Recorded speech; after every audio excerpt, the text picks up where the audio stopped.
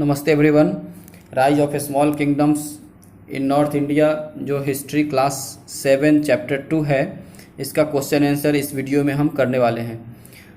इससे पहले आपको हम बता दें कि हमारे यहाँ सभी क्लासेस के ऑनलाइन और ऑफलाइन दोनों कोर्सेज अवेलेबल है। साथ ही साथ नवोदय विद्यालय और सैनिक स्कूल की तैयारी करने वाले बच्चों के लिए भी ऑनलाइन और ऑफलाइन दोनों मोड में कोर्सेज अवेलेबल है। आप हमारे नीचे दिए हुए व्हाट्सएप नंबर पे संपर्क हमसे कर सकते हैं। तो चलिए शुरू करते हैं बिना देर किए हुए। पहला एमसीक्यू है, who was the author of कवि रागमार्ग, और इसका सही उत्तर है अमोघ वर्ष। अमोघ वर्ष ने कवि रागमार्ग नाम का पुस्तक लिखा था। दूसरा सवाल है, Vikramshila Vihara a centre of Buddhist education was established by. Vikramshila Vihara जो कि बुद्धिस्ट एजुकेशन का बहुत महत्वपूर्ण सेंटर था, इसकी स्थापना किसने की? तो धर्मपाल यहाँ सही उत्तर है। धर्मपाल ने विक्रमशिला विहार जो कि उदंतपुरी बिहार में है, धर्मपाल ने इसे इस्टेब्लिश किया था। तीसरा सवाल है MCQ, the sun temple. The sun temple तो कोणार्क में है। Sun temple known for its fine architecture is situated at, तो सही उत्तर कोणार्क हुआ। हमारा फोर्थ एमसीक्यू है, who among the following kings was elected by the people. इनमें से कौन है जो जिस राजा को वहाँ के नागरिकों ने चुना था? तो गोपाल। पॉलिटिकल इंस्टेबिलिटी जब पाल वंश की स्थापना से पहले शुरू हुआ था वहाँ नॉर्थ इंडिया में, तो वहाँ पर गोपाल को वहाँ की जनता ने राजा चुना था, ये हम पढ़ चुके हैं। तो गोपाल सही उत्तर। हमारा एमसीक्यू नंबर 5 में कह रहा है कि which one of the following temples was not constructed by Pratihara. प्रतिहारों के समय में कौन सा टेम्पल नहीं बना? तंजावुर, खजुराहो और कोणार्क बना था, महाबलीपुरम नहीं बना। तो महाबलीपुरम सही उत्तर होगा। चलिए सेक्शन बी के पहले क्वेश्चन की ओर चलते हैं जो फिल इन द ब्लैंक्स के रूप में है। Regional languages developed very fast under the rule of. Regional languages सबसे अधिक प्रतिहार, गुर्जर प्रतिहार के समय में डेवलप हुआ, और ये गुर्जर प्रतिहार के किस राजा के समय में हुआ? तो मिहिर भोज यहाँ सही उत्तर होगा। प्रतिहार किंग मिहिर भोज के समय में रीजनल लैंग्वेजेस मराठी, बंगाली, पंजाबी, गुजराती, इन सभी भाषाओं का विकास हुआ था। दूसरा फिल इन द ब्लैंक्स है, dash was the real founder of Rashtrakuta empire. तो हमने पढ़ा था कि Dantidurga was the real founder of Rashtrakuta empire, तो दंती दुर्ग यहाँ पे सही उत्तर होगा। अगला fill in the blanks third है, the gift of land to the Brahmins was known as. जो ब्राह्मणों को राजाओं ने गिफ्ट दिया, लैंड के रूप में जो गिफ्ट देते थे, वो उसे क्या कहते थे? तो उसे ब्रह्मदेय और अग्रहार कहते थे। तो यहाँ ब्रह्मदेय और अग्रहार आप लिख सकते हैं। हमारा अगला fill in the blanks number 4 है, the bhakti saints opposed dash and dash. तो भक्ति संतों ने किस चीज़ का विरोध किया? तो समाज में जितने भी कुरीतियाँ थी, सोशल डिस्क्रिमिनेशन थी, सामाजिक भेदभाव, भक्ति संतों ने सोशल डिस्क्रिमिनेशन और नैरो माइंडेडनेस, उसके साथ साथ सुपरस्टिशंस जो समाज में भ्रांतियाँ थी उसको भी अपोज किया, उसका भी विरोध किया। समाज में जो असमानताएं फैली थी उसका भी विरोध किया। Narrow mindedness, social discrimination and superstitions, ये तीनों इसमें आप लिख सकते हैं। Question number fill in the blanks number 5, the example of the paintings in North India can be found in the form of. तो यहाँ पे होगा murals of palaces, caves and temples. Murals of palaces, caves and temples के रूप में जो north India में जो पेंटिंग है वो पाया गया है। अगला हमारा ये आप इसका उत्तर आप देख सकते हैं, पेज नंबर 77 में दिया हुआ है। चलिए अब हम बढ़ते हैं ट्रू फॉल्स सेक्शन सी के क्वेश्चन आंसर की ओर। ट्रू फॉल्स में कह रहा है कि the kingdoms of Pratiharas and Pala rose in North India. क्या ये सही है? एकदम सही है। तो ये स्टेटमेंट सही है, यानी ट्रू है। दूसरा ट्रू फॉल्स है, Govind third was the Rashtrakuta ruler. Govind third Rashtrakuta ruler थे, ये भी सही उत्तर है, तो इसे भी ट्रू करेंगे। अगला हमारा थर्ड क्वेश्चन है, tripartite struggle involve the Rashtrakuta, Pratihara and Pal.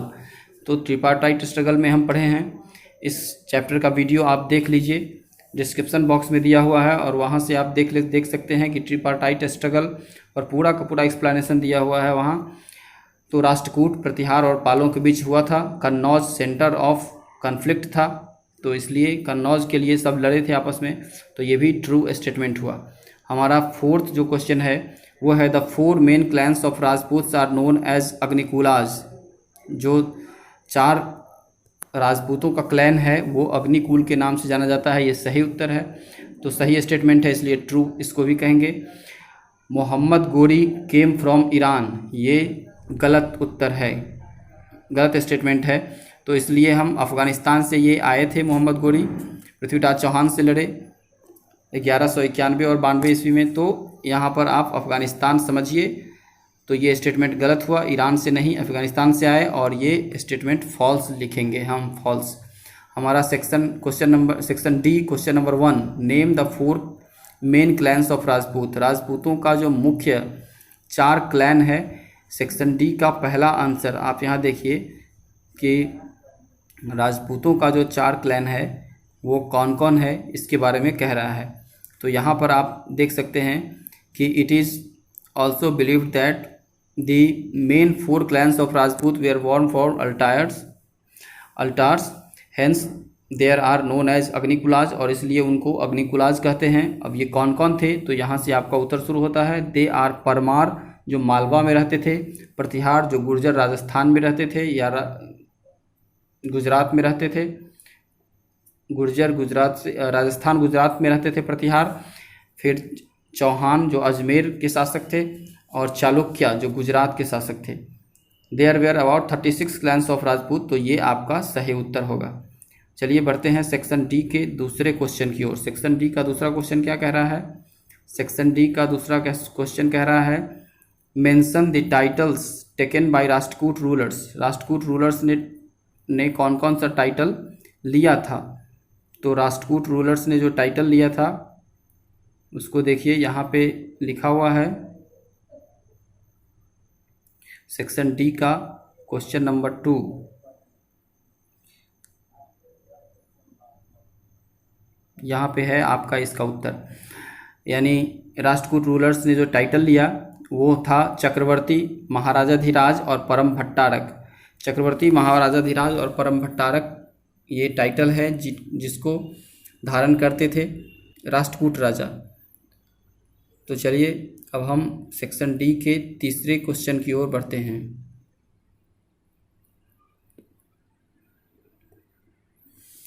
Who was Chandbardai? Chandbardai was the court poet of Prithviraj Chauhan. ये तो आपको मालूम होगा, नहीं तो लिख लीजिए, Chandbardai was the court poet of Prithviraj Chauhan. Fourth question है list the temples built by Pratihara rulers. तो आपको टेम्पल्स जो प्रतिहार रूलर्स ने बनवाया था उसका पूरा का पूरा डिस्क्रिप्शन देना है। डिस्क्रिप्शन इट मीन्स बहुत शॉर्ट आंसर देना है, और ये आपको मिलेगा सेक्शन डी के चौथे आंसर की ओर। यहाँ पर सेक्शन डी के तीसरे आंसर को तो चूँकि वैसे बोल दिया था, आप यहाँ लिख लेंगे, अगर वीडियो को पॉज करके लिख लेंगे कि Chandbardai composed an epic poem Prithviraj Raso and it was narrated the bravery of Prithviraj Chauhan. चलिए यहाँ से आपको सेक्शन डी का चौथा आंसर मिल रहा है। The beautiful temples of Khajuraho, Kanchipuram, Thanjavur, Bhubaneswar, Puri and Konark were built by Pratihara rulers built during the rule of Pratiharas. तो यहाँ पर आपको ये चौथा का डी का चौथा आंसर यहाँ मिल रहा है। चलिए अब हम बढ़ते हैं डी के 5वें सवाल को, देखते हैं क्या कह रहा है। डी का 5वां सवाल कह रहा है give reasons for the decline of feudal system in North India. Feudal system जो नॉर्थ इंडिया में प्रिवलेंट था उसके डिक्लाइन का कारण बताइए। नॉर्थ इंडिया के फ्यूडल सिस्टम के डिक्लाइन का सबसे बड़ा कारण क्या था? यहाँ पर लिखा हुआ है सेक्शन डी का 5वां सवाल, the feudal system led to the decline of many empires as the feudal lords give only a small part of the land revenue to the king. तो फ्यूडल इसके बाद कह रहा है कि this weakened the power of kings, moreover many feudal lords like Chauhan Pratihara become powerful and established independent empires. तो एक चलन था, राजा अपने फ्यूडलिज्म एक चलन था जिसमें एक लैंड जो है सो दे दिया जाता था, लैंड का कुछ भाग दे दिया जाता था राजा के द्वारा लैंड लॉर्ड्स को, और फ्यूडल लॉर्ड्स उसमें राजा को रेवेन्यू देते थे, और जब उनको सैनिक की आवश्यकता होती थी तो वो सैनिक असिस्टेंस भी राजा को देते थे। और यही कारण बना राजाओं के विनाश का। कभी कभी ऐसा होता था कि फ्यूडल लॉर्ड्स अपने आप को बहुत ताकतवर बना लेते थे और अपने राजा से ही अपना दूरी बना लेते थे, अलग हो जाते थे। जैसे चौहान, परमार, ये सब कुछ ऐसे फ्यूडल लॉर्ड्स हुए जो धीरे धीरे बड़े स्टेट का इस्टेब्लिशमेंट कर लिया। तो चलिए हम अब बढ़ते हैं। सेक्शन डी के 5वां सवाल हो गया। सेक्शन ई का पहला सवाल देखते हैं क्या है। सेक्शन ई का पहला सवाल कह रहा है कि why is the period after Harsha's death called a period of political instability. हमने वीडियो में बताया था कि पॉलिटिकल इंस्टेबिलिटी क्यों हुआ ऐसा हर्षवर्धन की मृत्यु के बाद। तो इसका जवाब सबसे ऊपर वाले लाइन में ही है। यहाँ पे देख सकते हैं आप, Harshvardhan was the last great ruler of ancient India. After his death, the whole empire disintegrated into many small kingdoms due to the miserable economic condition and lack of proper administration by the weak successors. तो ऐसा हुआ कि हर्षवर्धन जो ancient के अंतिम राजा हर्षवर्धन की मृत्यु के बाद पॉलिटिकल इंस्टेबिलिटी हुई, आपस में ही लोग राजगद्दी के लिए लड़ते रहे और नतीजा हुआ कि उनका इकोनॉमिक कंडीशन ख़राब हो गया, इनका एडमिनिस्ट्रेशन ख़राब हो गया, वीक सक्सेसर थे इनके। तो ये सब कारण बना जिसके कारण पॉलिटिकल इंस्टेबिलिटी हुआ और नॉर्थ इंडिया में छोटे छोटे राज्यों का उत्कर्ष हो गया। चलिए हम बढ़ते हैं क्वेश्चन नंबर 2, सेक्शन ई के क्वेश्चन नंबर 2 की ओर। सेक्शन ई का क्वेश्चन नंबर 2 क्या कह रहा है? सेक्शन ई का क्वेश्चन नंबर 2 कह रहा है,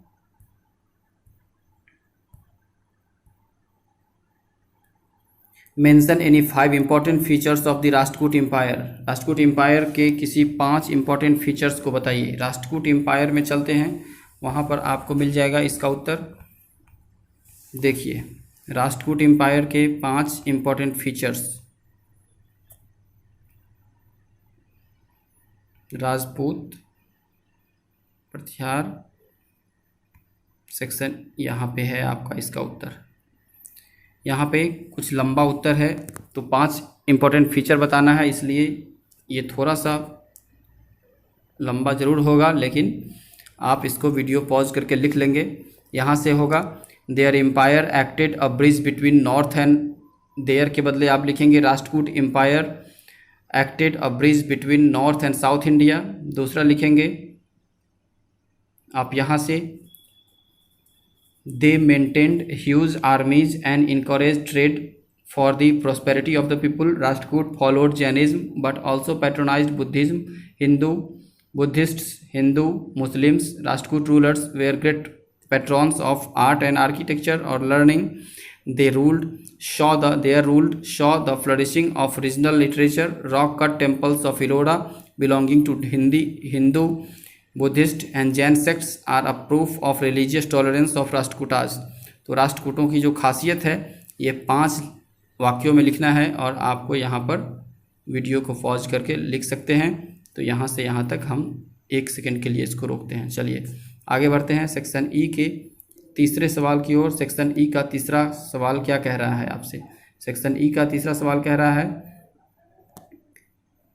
What is the contribution of Pal dynasty in various fields? यानी कि पाल डायनेस्टी का अलग अलग क्षेत्रों में क्या कंट्रीब्यूशन रहा है। पाल डायनेस्टी एक ऐसा डायनेस्टी था जिसके संस्थापक गोपाल रहे और उनके समय में नालंदा विश्वविद्यालय अपने चरमोत्कर्ष पर था, यानी उसकी प्रसिद्धि थी। नालंदा विश्वविद्यालय की रिवाइवल के लिए भी वो जाने जाते हैं। धर्मपाल उसी पाल डायनेस्टी के राजा थे। तो यहाँ पर आपको इसका आंसर मिल रहा है। Dharmapala was the greatest ruler of Pala dynasty. He set up a centre of Buddhist education which was known as Vikramshila Vihara. इसके बाद his son Devapala extended the Pala empire and also defeated the Huns. The end of his period ushered in the decline of Palas. The Pal rulers were the followers of Buddhism. The many scholars were sent to distant countries. तो यहाँ तक आप लिख सकते हैं patrons of art, education and literature तक। चलिए आगे बढ़ते हैं हम। क्वेश्चन नंबर 4 सेक्शन ई का ये क्या कह रहा है? क्वेश्चन नंबर 4 सेक्शन ई में सवाल है, mention any 4 famous features of Pratihara rule. Pratihara शासन का किसी 4 प्रसिद्ध बातों को बताना है, फीचर्स विशेषताओं को बताना है। तो चलिए सेक्शन ई के आंसर की ओर चलते हैं। सेक्शन ई का चौथा सवाल, यहाँ पर आपको इसका आंसर मिल जाएगा। सेक्शन ई का चौथा सवाल